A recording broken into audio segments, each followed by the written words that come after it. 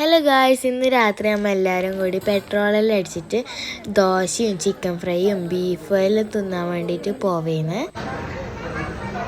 Guys, ഇവിടെ എല്ലാവരും ആകെ ധർമ്മസങ്കടത്തിലായിട്ടായിരുന്നു. സാധനങ്ങൾ ചിക്കനും ഇല്ല, ബീഫും ഇല്ല, ആകെ തട്ടുദോശയും ചമ്മന്തിയും. എന്താ പറയാനില്ലേ? പക്ഷെ അമ്മ വിട്ടുകൊടുക്കോ?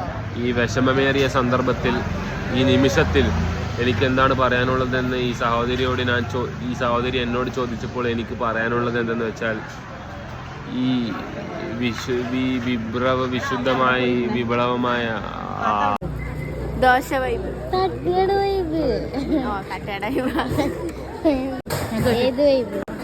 ദോശ മൂട്.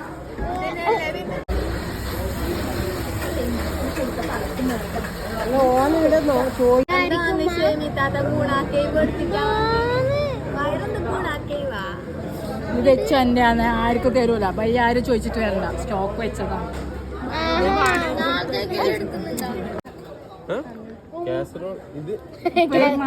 കാസറോള് മാറിപ്പോയി. അങ്ങനെ ആരും ചോദിച്ചിട്ട് വരണ ഇന്നെ.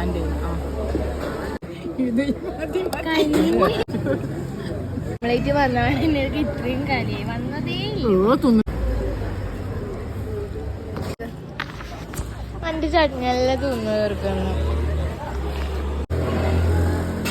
ഞാനൊരു സത്യം പറയട്ടോ, അപ്പം തേച്ചു എന്റേതല്ല കേട്ടോ, നിങ്ങൾ തെറ്റിദ്ധരിക്കരുത്. അത് ഞാൻ വേണ്ടിട്ട് എടുത്തു വെച്ചതാണ്. വെറുതെ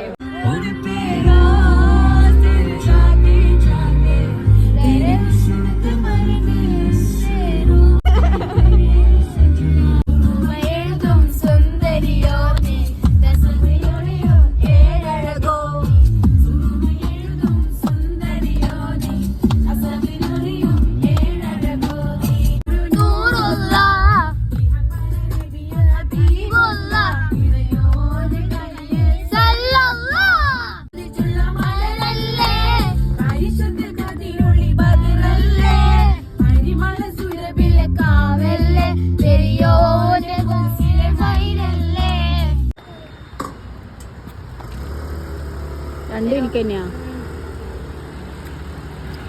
ഒന്ന് അമ്മാമാൻ വേണ്ടിട്ടും 2 ഗ്ലാസ് കോക്ടെയിൽ.